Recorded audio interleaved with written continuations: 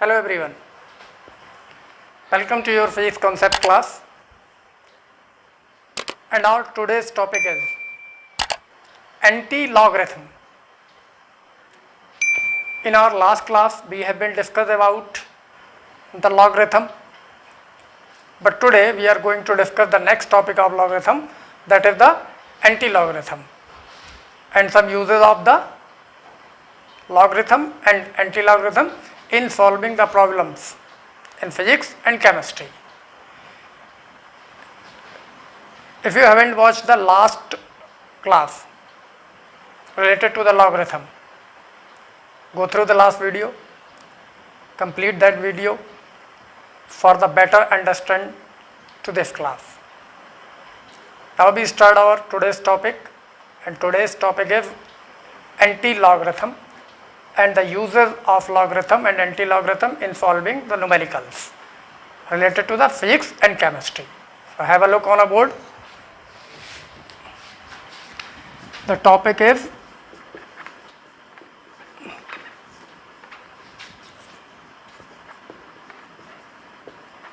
anti-logarithm. So what is the anti-logarithm?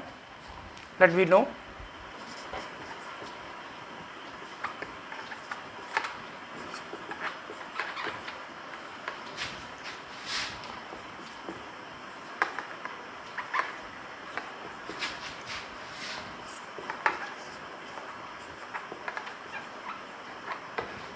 It is the inverse process of the logarithm. कैसे? मैं आपको एक example से क्लियर करता हूँ. Let's if log base a x is equals to m. For example, we have the log x on the base a as m. Then anti-log of m is equals to x. This is the simple process. अगर log x का की value m है, ठीक है, base a पर x का log m है, तो m का एंटी लॉग सिंपली x होगा सेम बेस पे. कैसे? एग्जांपल से क्लियर कर लेते हैं. Like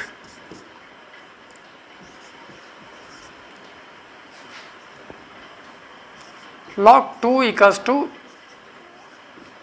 3 okay. एग्जाम्पल से ही आपको क्लियर हो जाएगा कि एंटी लॉगरिथम फाइंड आउट करने के रूल्स क्या हैं, ठीक है, और ये कैसे फाइंड आउट होता है. तो ये सबको पता है.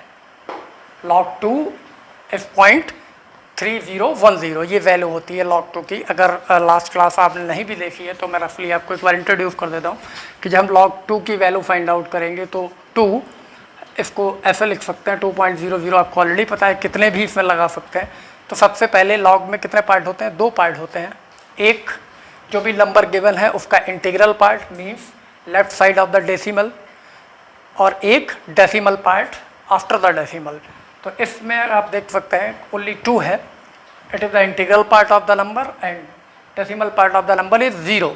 तो इसका लॉग हम कैसे फाइंड आउट करते हैं? सबसे पहले हम कैरेक्टरिस्टिक फाइंड आउट करते हैं. कैरेक्टरिस्टिक फाइंड करने का तरीका क्या था? C characteristic is equals to number of digit left of the decimal. तो नंबर ऑफ डिजिट है कितने? जस्ट 1 है, ओनली 2 है. 1 minus 1 if the given number is greater than 1, और ये नंबर 2.0 क्या है? एन इज ग्रेटर देन 0 है. तो ये कैरेक्टरिस्टिक इसका क्या आएगा? 0. Okay. Now mantissa is the second part of the log. Mantissa find करने के लिए हम क्या करते हैं? स्टार्ट के 2 डिजिट, नो मैटर डेसिमल कहीं भी हो, लॉग टेबल में स्टार्ट के 2 डिजिट को लेके पेयर में लेके, जैसे 20, 22, 23 एनीथिंग हो, 20 को नेक्स्ट वाले कॉलम में देखते हैं, उसकी वैल्यू नेक्स्ट डिजिट के नीचे उसी लाइन में. मैं पूरी डिटेल बता चुका हूँ. तो 20 की वैल्यू लॉगरिथमिक टेबल में अगर हम देखें 0 कॉलम पे, तो वो भी कितनी आएगी? टेबल मेरे पास में यहाँ अवेलेबल है, और this is the logarithmic table and the value of 20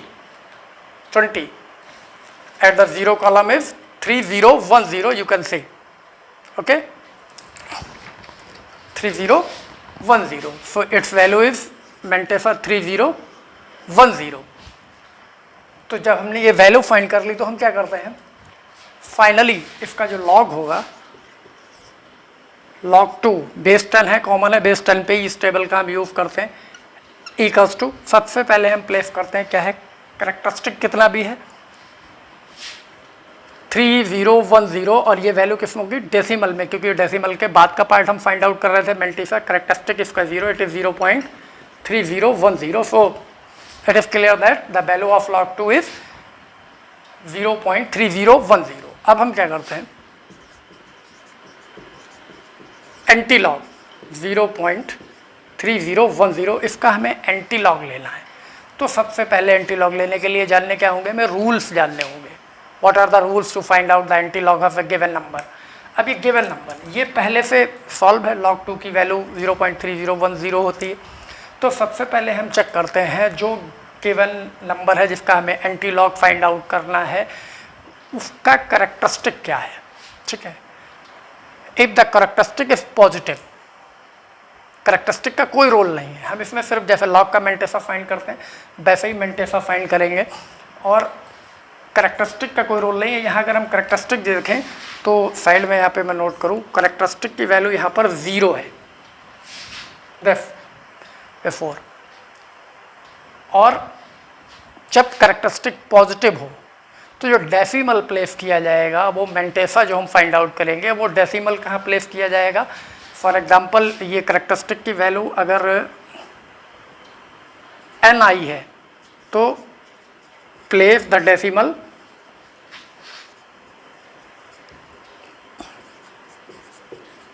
after n+1।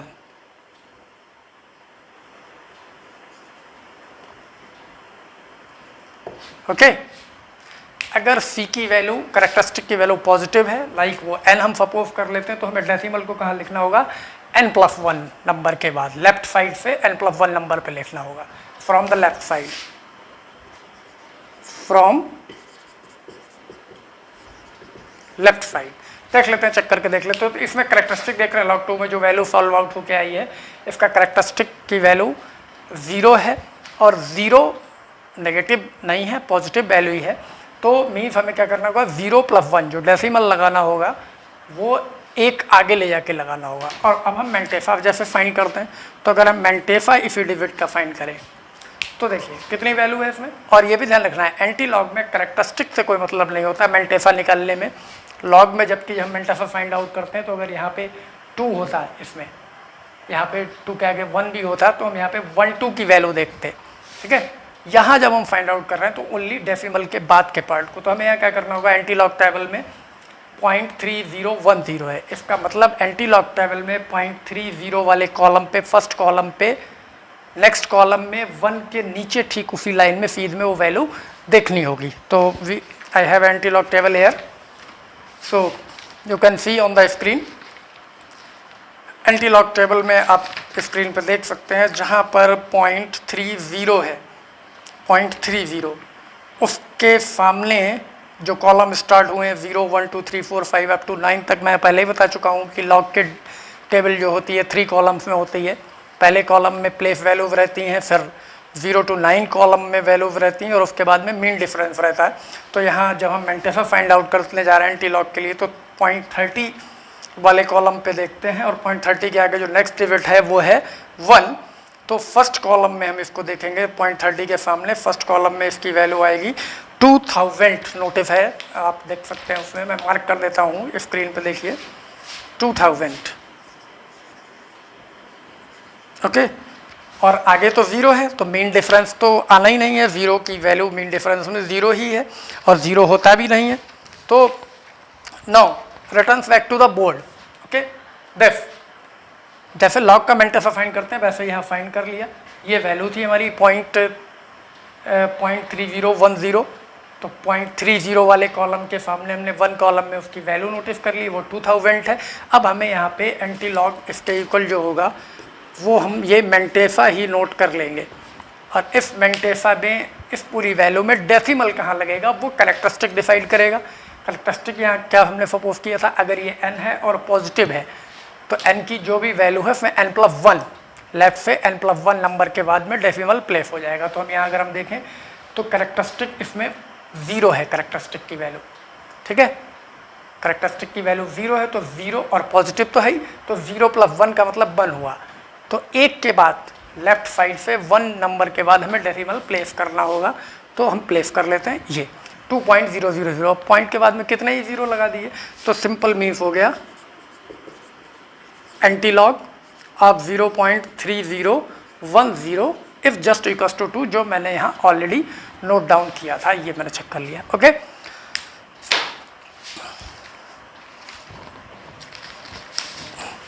so you can note down this by pausing the screen.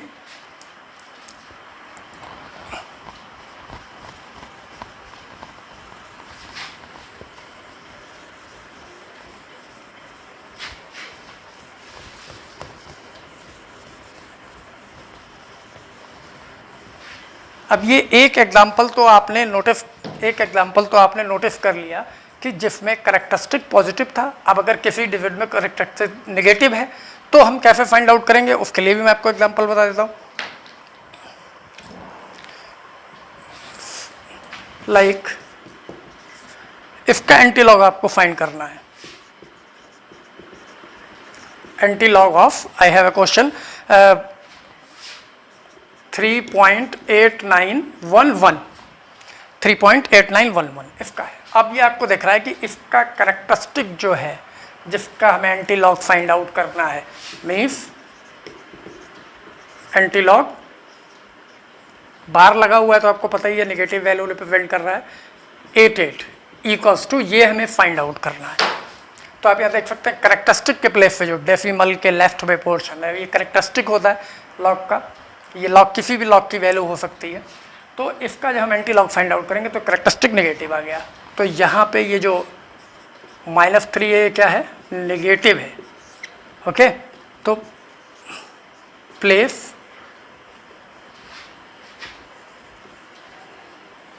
The decimal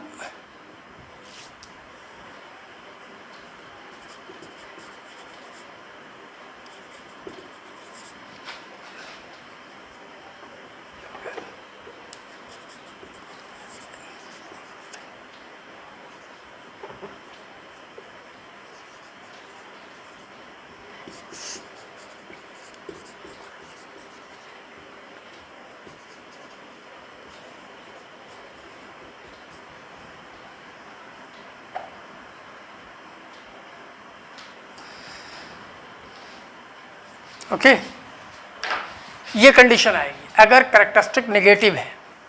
ठीक है, आपने देखा जितना भी आया तो n+1 आया था, अब n-1 0 हमें वहाँ पे प्लेस करने पड़ेंगे डेसिमल से पहले। कैसे देखिए, कैरेक्टरिस्टिक अगर नेगेटिव है place the decimal involving the zeros equal to the number n-1। अगर ये यहाँ पे मैं लिख देता हूँ कैरेक्टरिस्टिक ये है तो आपको उतने ही n-0 डेसिमल के राइट में लिखने पड़ेंगे, जो भी आएगा उसको कैलकुलेट करने पे। तो अगर हम यहाँ पे मेंटेफा फाइंड आउट करें इसका बाय द एंटीलॉग टेबल, तो अब ये भी देखने वाली बात है मेंटेफा कैसे, जैसे लॉग अगर ये होता तो लॉग में एक कंप्लीट डिजिट होता है तो मेंटेफा स्टार्ट के 2 डिजिट लेके करते हैं। एंटीलॉग में ध्यान रखना है कि जो भी कैरेक्टरिस्टिक है उसको लीव करेंगे, उसका कोई यूज नहीं है, वो सिर्फ आपको ये बताता है कि आपको डेसिमल n+1 के बाद प्लेस करना है या n-1 जीरोज आपको प्लेस करने हैं। कैरेक्टरिस्टिक के पॉजिटिव या नेगेटिव होने से सिर्फ हम रूल यूज़ करते हैं, बाकी कैरेक्टरिस्टिक का कोई यूज़ एंटीलॉग फाइंड आउट करने में नहीं होता है, सिर्फ आफ्टर द डेसिमल वाले पार्ट हम देखते हैं। तो जैसे अगर ये लॉग होता, सपोज करिए यहाँ पे हम नेगेटिव हटा देते हैं 38891 होता तो हमें 38 की वैल्यू 9 में देखनी होती लॉग के लिए।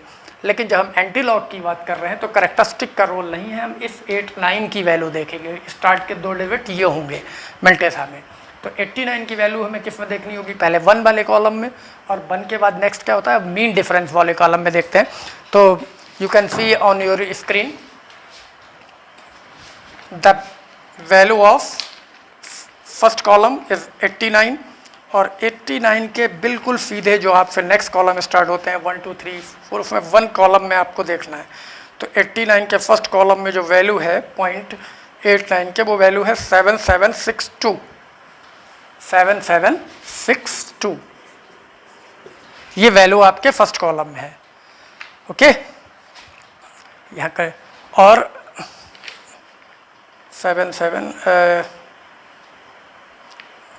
फर्स्ट कॉलम में वैल्यू है 7780, 0 कॉलम में फिक्स्ड हो गई 7780। अब इसी लाइन में आप आगे चले जाइए, मीन डिफरेंस में देखिए, वही 0.89 के बिल्कुल सामने, पहले आपने फर्स्ट कॉलम में वैल्यू नोटिस कर ली, अब मीन डिफरेंस में जाएंगे तो उसके लिए भी नेक्स्ट डिजिट 1 है, तो उसमें भी आपको 1 ही देखना होगा, वहाँ ये वैल्यू 2 है, you can see on your screen. ठीक, तो आप इसमें ये 2 ऐड कर देंगे जैसे लॉगरिथम मेंटेसा में करते थे, तो आपके पास नंबर हो जाएगा 2877। Okay, now returns back to the board. Okay, और mantissa of this digit 8911 is 7782, ये हमने कैलकुलेट कर लिया। तो अब हम इसको जब हम एंटी लॉग लिखेंगे, antilog 8911 is equals to 7782, और ये हमें प्लेस कहाँ पे, डेसिमल कहाँ पे प्लेस करना है ये डिसाइड करना होगा हमें। तो करेक्टरिस्टिक इसका नेगेटिव था, करेक्टरिस्टिक अगर नेगेटिव है तो हमें n-1 जीरोज प्लेस करने पड़ेंगे before the decimal right side में। तो इसका जो हम फाइंड आउट करेंगे, इसको ऐसे ना लिख के हम ऐसे लिखते हैं, कितने जीरो, n-1 और n यहाँ कितना था 3, तो 3-1 मतलब 2 जीरो, तो ये लिखना होगा हमें 0.00, 2 जीरो लगाने के बाद में 7782, this will be the anti log of the given digit this -3.8911। This is the second example of. तो एक एग्जाम्पल आपने कर लिया है कि जब करेक्टरिस्टिक पॉजिटिव था, और एक एग्जाम्पल आपने कर लिया है जब करेक्टरिस्टिक नेगेटिव था। तो आपको ध्यान रखना है, करेक्टरिस्टिक अगर पॉजिटिव है तो डेसिमल लेफ्ट साइड से n+1 नंबर के बाद प्लेस होगा, करेक्टरिस्टिक अगर n है तो, और अगर करेक्टरिस्टिक अगर नेगेटिव है उसको भी हम n ही सपोज करेंगे, तो हमें n-1 जीरो प्लेस करने पड़ेंगे डेसिमल लगाने के बाद, जो भी कुछ मेंटेसा कैलकुलेट करके आया है। This is the anti log of a given number. Okay, now we are going to discuss the uses of log और anti log in our calculation of physics and chemistry numericals. तो एक एक examples मैं आपको बता देता हूँ कि आई होप उतने में आपको ये क्लियर हो जाएगा। ओके,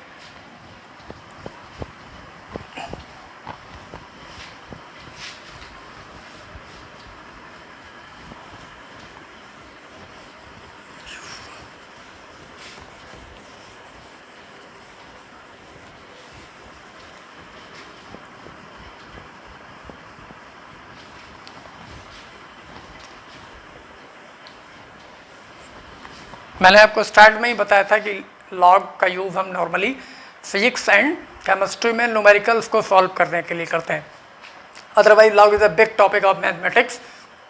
तो I am not teaching the properly logarithm, I am teaching the uses of logarithm and anti logarithm related to the physics and chemistry. So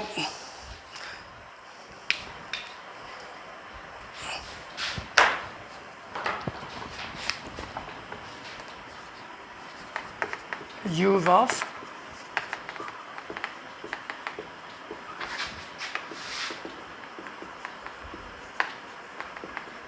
physics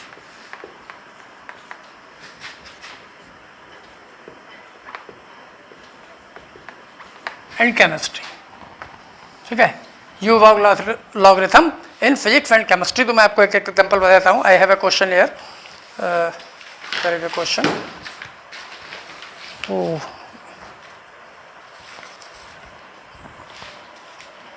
Yes, I have a question. Like, मैंने आपको log वाली class में already बताया था, the work done in isothermal process in thermodynamics is given by RT log E VF upon BI। इस फॉर्मूले पे based मैं आपको क्वेश्चन को ही बताता हूँ, आपको इजीली अंडरस्टैंड हो जाएगा कि ये क्या है, व्हाट इज। तो आपको ऑलरेडी पता है कि ये RT L base LE log base LE VF upon V, where BF is the final volume of any gas, और Bi is the initial volume of any gas. अब क्वेश्चन इज दिस, लॉग का use करना आपको बता रहा हूँ, तो log में देखेंगे हम इसका कहाँ यूज होगा। क्वेश्चन क्या है,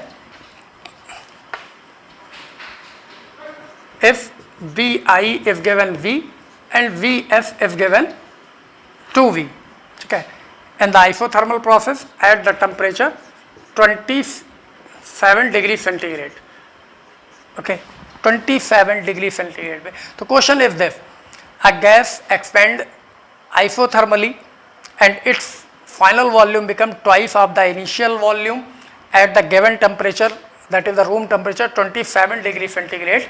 Calculate the work done in the process. Okay, question एक बार मैं क्लियर कर देता हूँ। कोई गैस है जिसको आइसोथर्मली एक्सपेंड किया जा रहा है, आइसोथर्मली मीन्स कांस्टेंट टेम्परेचर पे एक्सपेंड किया जा रहा है, ये थर्मोडायनामिक्स में आपका आएगा पूरा। उसका वॉल्यूम इनिशियल वॉल्यूम से डबल हो जाता है कुछ टाइम के बाद। तो इस प्रोसेस में कितना वर्क हुआ है, उस वर्क के लिए फॉर्मूला हमारे पास में है W=RT log E log base E VF upon BI। इसको हमें अप्लाई करना है फॉर्मूले पे। तो इसके लिए हमें गिवन वैल्यू क्या है, इनिशियल वॉल्यूम V सपोज कर लिया, फाइनल वॉल्यूम डबल हो गया तो 2V हो गया, टेम्परेचर 27 गिवन है। ये भी मैं आपको बता दूँ, इस फॉर्मूले में टेम्परेचर केल्विन में रिक्वायर होता है, तो 27 + 2 73 इसमें आपको ऐड करना पड़ेगा, तभी होगा 300 केल्विन में आ जाएगा। जो R है यहाँ पे वो यूनिवर्सल गैस कांस्टेंट है, जिसकी वैल्यू 8.31 जूल पर मोल केल्विन रहती है। ओके, ये इसकी कांस्टेंट वैल्यू है। VF VI गिवन है।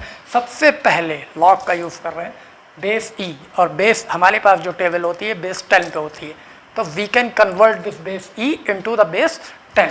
कैसे बताया था मैंने आपको, तो W=RT log base E VF upon VI। इसमें जब हम कन्वर्ट करते हैं, E को रिप्लेस करते हैं बेस 10 में, तो 2.3026 हमें यहाँ पे लिखना पड़ता है। ln को कॉमन, ये क्या होता है, नेचुरल लॉग है, सॉरी न्यूट्रल लॉग है, और इसको हम कॉमन लॉग में चेंज करते हैं। तो RT log now base 10 convert हो गया VF अपॉन BI, और बेस 10 पे हम कोई भी वैल्यू फाइंड आउट कर सकते हैं। तो 2.3026, R is given 8.31 and T is given 300, और log बेस 10 को हम लिखें ना लिखें कोई फ़र्क नहीं पड़ता, 2V upon B means log 2 हो गया। और इसको अगर हम सॉल्व आउट करते हैं तो W=2.3026 into 8.31 into 300 into log base 10 2 रह गया, ये भी तो कैंसिल हो गया। तो हमें ऑलरेडी पता है और हम सॉल्व आउट भी कर सकते हैं, मैंने अभी आपको चेक करके दिखाया। लॉग बेस 10 2 पे वैल्यू कितनी होती है, 0.3010, भी लास्ट एग्जांपल में मैंने ये लिखी भी है। तो लॉग 2 है यहाँ पे बेस 10 पे, तो यहाँ पे वैल्यू हम नोट डाउन कर सकते हैं 0.3010, और इन सबको अगर हम कैलकुलेट कर लें, देखते हैं कितना आता है।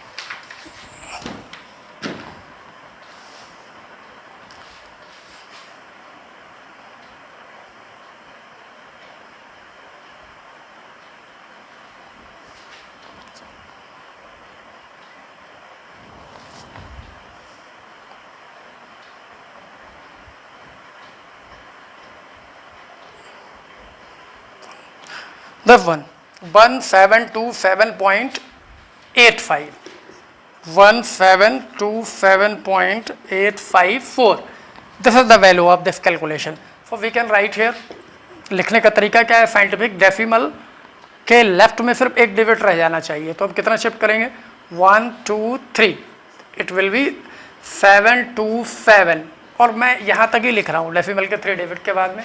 तो नेक्स्ट क्या है, सिग्निफिकेंट नंबर यूज़ करें तो 8 है, विच इज़ ग्रेटर देन 5, तो अब क्या करेंगे, इसको इंक्रीज कर लेंगे, तो ये कितना हो जाएगा 28, और पावर्स कितनी हो जाएंगी, 10 टू पावर 1 2 3 शिफ्ट किया है हमने, 10 to power 3, and unit of work is joule. तो अब देखा लॉग का यूज़ करके, अगर यहाँ 2 आया था सिंपल था, लेकिन अगर यहाँ कुछ और आ गया होता, लाइक 34 आ गया होता, 34 टाइम्स आ गया होता, 34 पॉइंट समथिंग आ गया होता, 1 पॉइंट समथिंग आ गया होता, तो आपको टेबल की हेल्प से लॉग फाइंड आउट करना पड़ता है। मैंने तो एग्जांपल आपको बताया कि कहाँ पे लॉग यूज हो सकता है। ऐसे ही एक केमिस्ट्री के क्वेश्चन पे बात कर लेते हैं। If you want you can note down, otherwise this question is only for the understanding of the use of logarithm in physics. ऐसे और भी कई जगह आता है।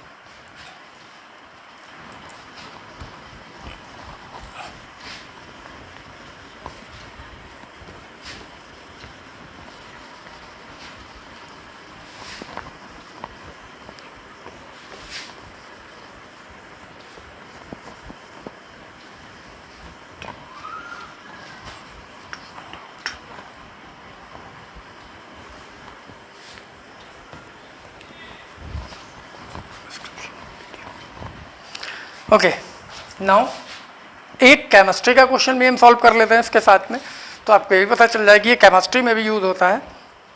Okay, I have a question.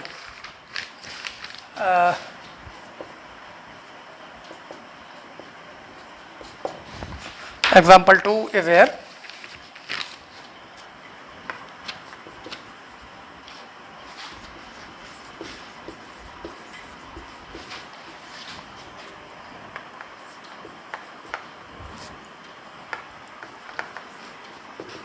Hydrogen concentration is given 10 to the power 6.9. Okay, ये आपको hydrogen concentration given है सॉल्यूशन में, किसी सॉल्यूशन में, और आपको फाइंड क्या करना है, find out the pH value. Okay, आपको पीएच वैल्यू फाइंड आउट करनी है इफ हाइड्रोजन कंसंट्रेशन। तो पीएच वैल्यू निकालने का फॉर्मूला क्या होता है हमारे पास में किसी भी सॉल्यूशन में, माइनस लॉग कंसंट्रेशन। ये हमारे पास में पीएच वैल्यू का फॉर्मूला है। ये केमिस्ट्री, फिजिकल केमिस्ट्री में आपको पढ़ना पड़ेगा। Question is this, the hydrogen concentration in any solution is given if 10 to the power -6.9, find out it's pH value. तो हम पीएच वैल्यू फाइंड करने जा रहे हैं, यहाँ भी सॉरी कैपिटल कर देता हूँ, पीएच वैल्यू। तो the formula pH value of this minus log H. अब हाइड्रोजन कंसंट्रेशन आपको गिवन है, तो माइनस लॉग, यहाँ भी हम लॉग यूज़ करने जा रहे हैं, ये भी एक एप्लीकेशन है।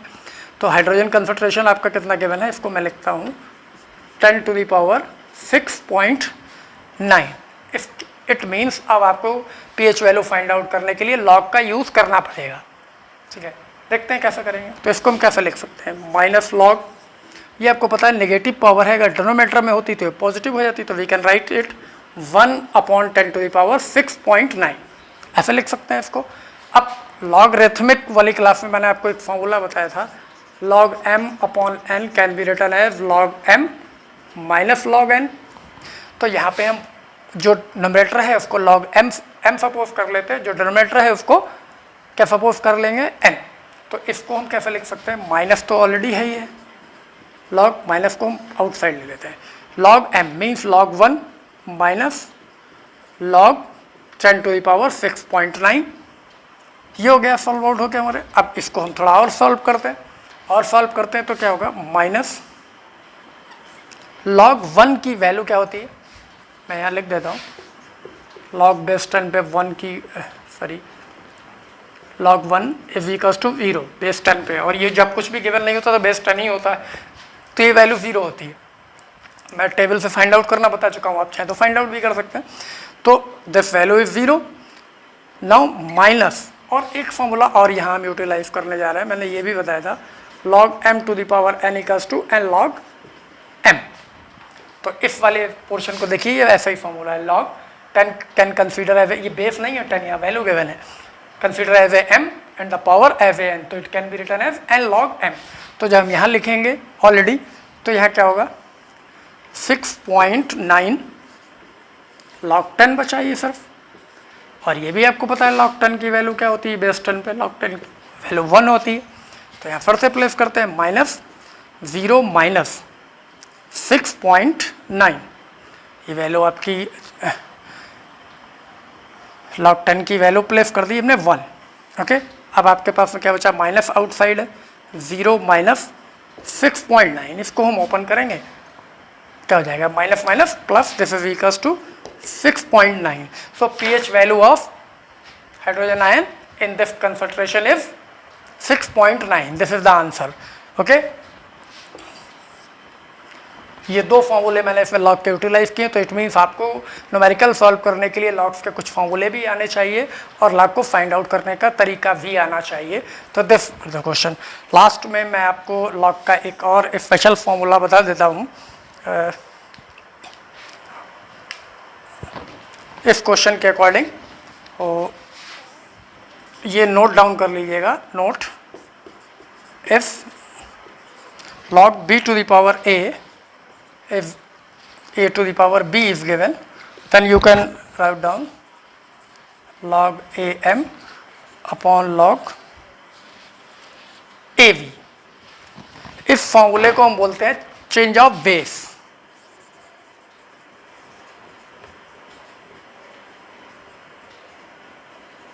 Change of base formula. Okay, बाकी फॉर्मूले मैं लास्ट क्लास में आपको बता चुका हूँ। एक और यूजफुल फॉर्मूला है फॉर न्यूमेरिकल्स, इसलिए मैंने यहाँ पे नोट किया लॉगरिथमिक का। If log base A V is given है आपको, और बेस ए कोई ऐसा है जो आपको पता ही नहीं होता, क्योंकि आपके पास टेबल में कौन सा बेस होता है, बेस 10 होता है, या बेस ई आपको LL में गिवन होता है, तो आप कन्वर्ट कर लेते हैं उसको बेस 10 में। लेकिन सपोज करिए किसी क्वेश्चन में अगर ये आ गया लॉग 21 34.57, ओके, तो 21 बेस पे तो आपके पास में कोई टेबल है ही नहीं। फिर आप क्या करेंगे, इस तरीके के क्वेश्चन में आपको प्रॉब्लम हो जाएगी डेफिनेटली। तो आपको क्या करना पड़ेगा, इस फॉर्मूले को यूटिलाइज करना पड़ेगा। यहाँ ध्यान से देखिए, लॉग बेस ए वी, यहाँ बेस कितना है 21, और ये वैल्यू एक की जगह होगी ये भी, तो आप इसको कन्वर्ट करके क्या लिख सकते हैं, लॉग अपना डिवाइरेबल बेस ले लीजिए, क्योंकि ए तो यहाँ क्वेश्चन में था नहीं, ठीक है, ओके। या यहाँ पे मैं लॉग बी एम कर देता हूँ, तो और इजीली आपको आ जाएगा। इसको मैंने एम पे नोटिस किया है, लॉग बेस ए, ये डिवाइरेबल बेस ले लिया है, तो आपके पास दो टर्म है। तो आप यहाँ पे इसको क्या सपोज कर सकते हैं, 21 को, देखिए 21, यहाँ पे ये वैल्यू v है, और ये जो है वो क्या है, इसको आप m सपोज कर सकते हैं। अब फॉर्मूले के अकॉर्डिंग कन्वर्ट करिए, बेस a यहाँ पर था ही नहीं, तो बेस आप अपना डिवाइरेबल ले रहे हैं, उस a को हम 10 सपोज करते हैं, क्योंकि 10 में हमारे पास टेबल होती है, तो बेस a को हमने हटा दिया, तो बेस a का मतलब हमने यहाँ पर 10 ले लिया। m की वैल्यू लेंगे 34.57 divided by again log base 10। अब जो b वाला पार्ट था, b वो 21 था इसका, इसमें ये इजली है, बेस 10 पे हम 34.57 की भी वैल्यू फाइंड आउट कर सकते हैं, बेस 10 पे हम 21 की भी वैल्यू फाइंड आउट कर सकते हैं बाई टेबल, तो हम इजीली कैलकुलेट कर सकते हैं। तो एक बार फिर से देख लीजिए, this formula is very important, ठीक है। If log b base b m is given and we don't know about the base, कोई भी अनसर्टेन बेस जब दे दिया जाता है 21, 33, 34, तो ऐसे बेस के लिए हमारे पास कोई टेबल नहीं है, तो हमें बेस को अपने डिवाइरेबल बेस में कन्वर्ट करना पड़ता है, और हमारा डिवाइरेबल बेस ऑलवेज 10 ही होगा, क्योंकि उसी की टेबल हमारे पास में होती। तो बेस 10 में कन्वर्ट करने के लिए ए को आप 10 ही सपोज करेंगे ऑलवेज। हम इस फॉर्मूले को यूटिलाइज कर सकते हैं, log base 10 m divided by log base 10 v, जो भी यहाँ b और m गिवन है उसी को यूटिलाइज करके मैंने यहाँ पर आपको बताया पूरा। सो now I think this is sufficient for today. Watch me continue for the better understand the physics. Now we will meet in our next class. Till then, enjoy your study and your journey of physics. Goodbye.